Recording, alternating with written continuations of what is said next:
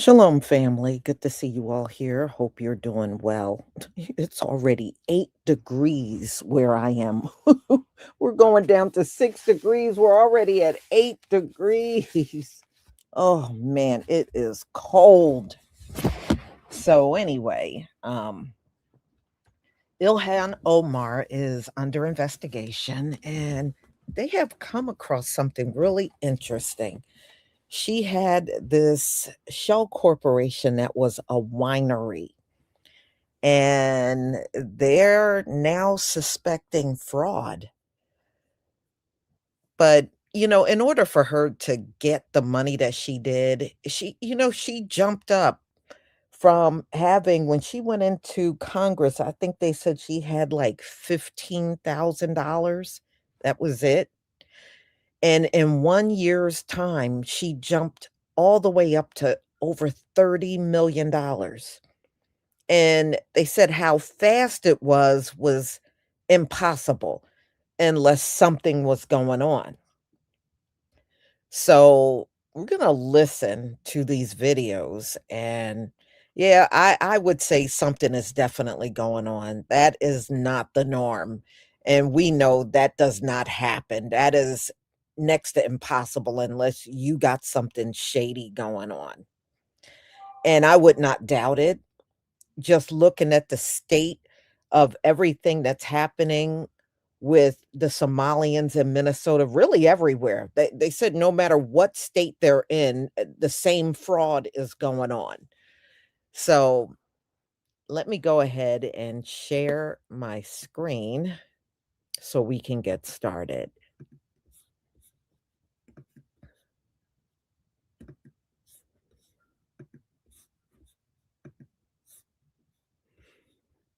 All right, y'all. Please give me a 1 if you can see my screen. Thank you.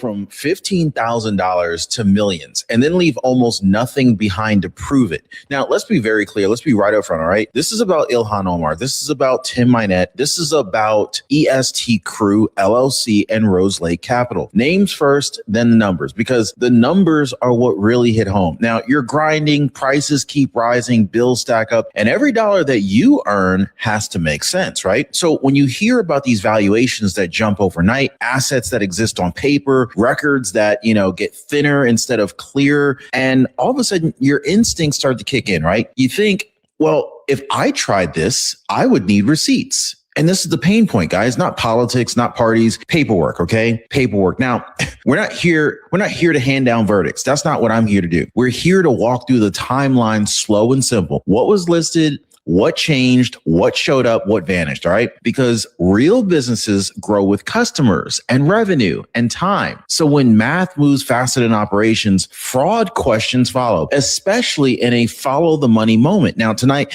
we're going to go ahead and lay out the sequence that set off the alarms across Minnesota. Guys, no shortcuts, just the facts. And you're going to see for yourself so you can decide what actually adds up. Stick with me, guys, because once you see this pattern, it's kind of hard to unsee it. All right. Oh, by the way, hit the like button and subscribe. So let's go ahead and start with the numbers because fraud stories usually do, right? So a company called EST Crew LLC shows up in disclosures at $15,000 to $50,000. Now, that's small. That's believable. This is how real businesses often start off, right? Then in the next filing, it suddenly is listed somewhere between $1 and $5 million. Now, there was no slow climb like going upward. It was like that straight up, right? Like no years long buildup, just like a leap. just incredible. Like probably like the greatest business ever created is what Ilhan Omar was attached to. Another major asset she listed in her financial disclosure is this winery. What does a Somali know about wineryism? That was in 2023. That was worth, according to Ilhan Omar's own financial disclosure form, between $15,000 and $50,000. But on her financial affidavit from a year later, that same winery was listed at a value of between $1 and $5 million. Just real quick. Why does a Muslim own an alcohol company? I thought that wasn't a thing in Islam. It gets weirder. Up until yesterday, Benny Johnson was able to find their supposed inventory bottles and all the things they had, their office location, and a bunch of other information on the business. But as of today, those sites are totally shut down, and any mention of their website has been wiped off the internet. I'm talking gone. The Wayback Machine, all these other crafty little archive sites, everything is gone. Now, this is That was far-left Congresswoman Ilhan Omar claiming the Justice Department and Congress probing her sudden skyrocketing wealth to $30 million in just 1 year, that they have a problem with her living the American dream. You heard her say the goddamn United States of America. We've got new questions on where she and her husband got all that money.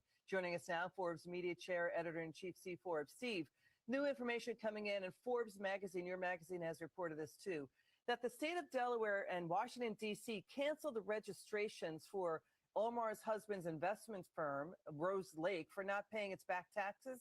We saw it owed more than $400,000 to Delaware and nearly $1,800 to D.C. She's claiming it's worth $25 million from less than $1,000 a year before. How can his investment firm not afford to pay taxes? It's supposedly worth an estimated $75 million to $150 million. This is really weird stuff. Well, weird is not the word for it. There's another word for it called crooked. And that's why we have to have an investigation into this. As you know, the Biden administration started examining her finances and that of her husband. And so surprise, surprise, that investigation went nowhere. But it's amazing how people can go into Congress and then become these entrepreneurial investing geniuses, where they come in. She had under $1,000 of net worth, and her husband didn't have much, and suddenly now they're multimillionaires. Is there a money laundering operation here? And in terms of the firms themselves, they have a sketchy background. That winery in California that she and her husband own, where did that come from? Where's the wine there? And nobody can seem to find it. So there's a lot of smelly stuff here, and that's why in the American Dream, her version of the American Dream is the Al Capone version of the American Dream, Tony Soprano version of the American Dream, and that is steal it from the taxpayers. And so there's a lot of stuff here. And so when somebody cloaks themselves in the American Dream, and so you have numbers like this from minus 1,000 to 30, 40 million, you know something is not right. Yeah, and she's also like blaming people, bullying, doing race baiting, race bullying. There's no evidence, public evidence, there's even a winery. She valued it at $5 million. His investment firm is real. It's supposedly real. Its DC headquarters appear to share office space at a WeWork, Steve. There's no track record of his firm managing money, doing M&A deals.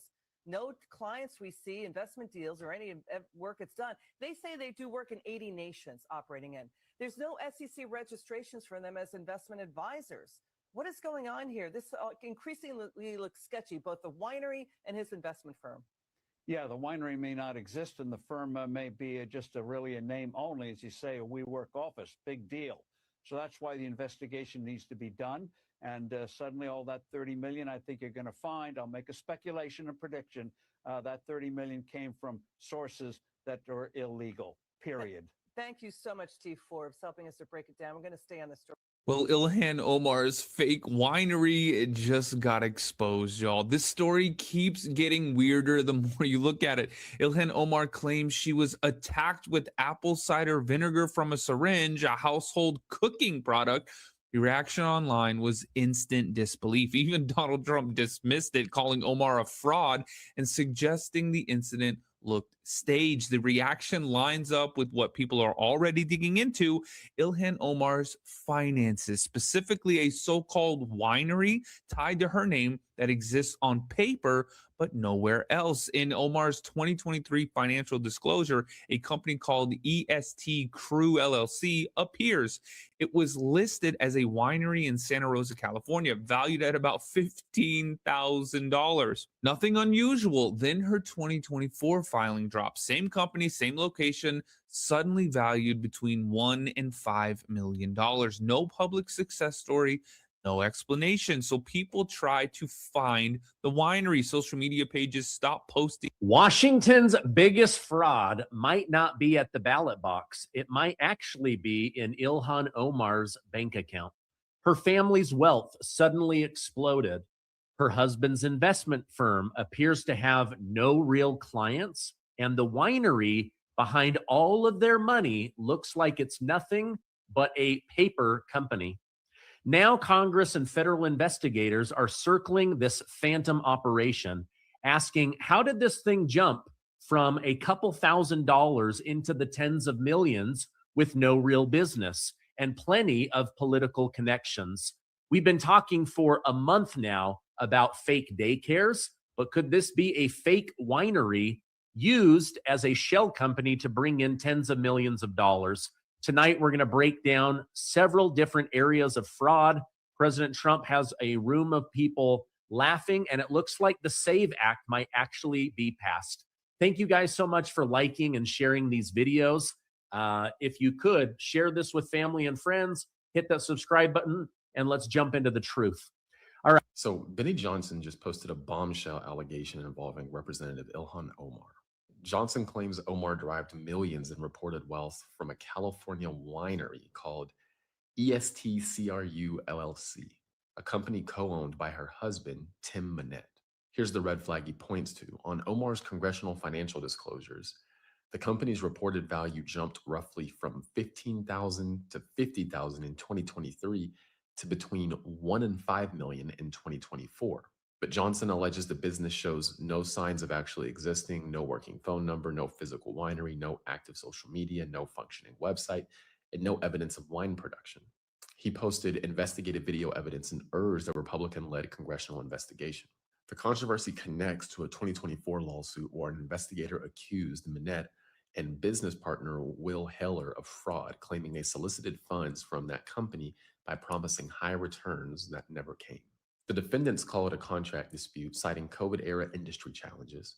The investor reportedly received principal repayment, but not the promised profits. So Omar's 2024 disclosure filed in 2025 show her family's assets rising sharply, largely tied to that company. As of late January 2026, no formal charges or conclusive proof of wrongdoing have emerged, and Omar denies any improper enrichment. So I'll work to keep you guys up to date. Don't forget about my free email newsletter. I send that out every morning around 7 a.m. Central. The link to that's in my profile. So go to my profile, click that link, drop your email in, hit subscribe, and you'll be good to go. That's all I got for now. I'll see you in the next one. Ooh, so political influencer Benny Johnson just called out Representative Ilhan Omar for making millions of dollars on a 100% fake winery out in California. Then Benny showed receipts and his post went viral, causing many people to question Ilhan Omar's sudden jump of millions of dollars. And you will want to see what Benny showed, which I will quickly show you. Also, don't forget to hit the follow for more news, so let's get right into it. So it started off with Benny looking into Ilhan Omar's financial disclosure report. The company in question is S. Crew Winery in California, and in the 2023 disclosure report, S. Crew Winery was valued at around $15,000 to $50,000 with an income range of around $1,000. Then in Omar's 2024 filing, in just 1 year, that same wine company was valued at $5 million and an income range of $5,000 to $15,000. Honestly, the question here is, how did that wine company's value go from $15,000, $50,000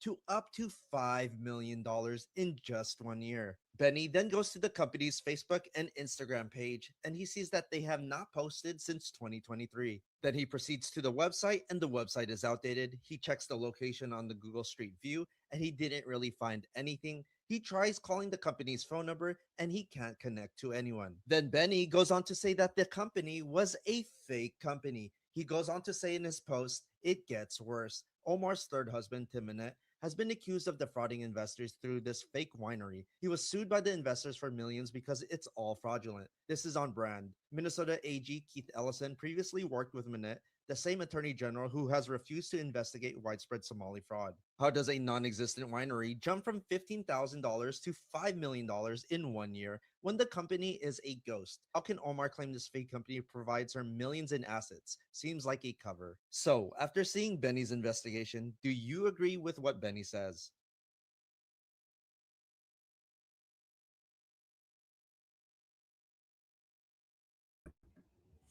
No, but Ilhan and her husband, they need to go to jail. It's obvious some fraud has gone on here. They need to go to jail. No, don't deport her. Put her ass in jail. Her husband too. You know? And I mean, what did she think? Nobody was going to look into her background with all the scamming news coming out about the Somalians and she's Somalian. And all of a sudden, she obtained this wealth really quicker than anybody is able to obtain that kind of wealth. So, no, I mean, no, don't deport her. She need to go to jail. That's how I see it. So we'll see, what the follow up is on this story. I know Donald Trump and them are trying to get rid of her. They don't like her. And all this stuff going on in her community. I did the live stream yesterday showing y'all that they're walking away from their businesses. That's because they're afraid ICE is going to come raid them at those fake ass businesses they got there in Minneapolis, and they don't want to be a sitting duck in those businesses. That's why they're walking away from their businesses now. They know ICE is coming for them.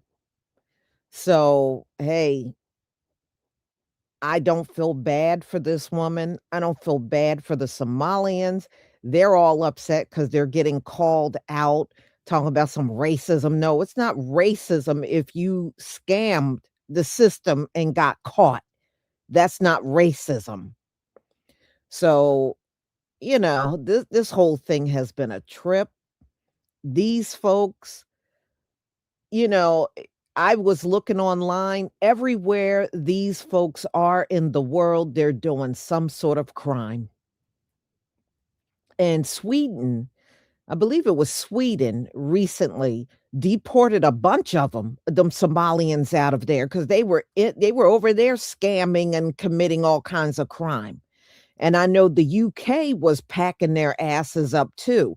Nobody wants these Somalians around. That's why they called them the Nigerians of the East, because nobody wants these Somalian people around.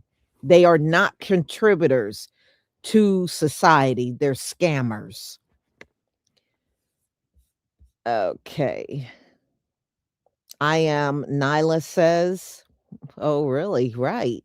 Thank you for your contribution to my channel. The bottom line is, I think at the end of the day, she's going to have to leave. I don't think they're going to let Ilhan Omar remain in this country. I really don't. I think it is just a matter of time. But eventually, I think the end game is getting her out of here. So, y'all, that's all I have for now. I thank you for being here. I thank you for all of your support. And I got some really good topics coming up tomorrow. So I will see you all then. Shalom, family.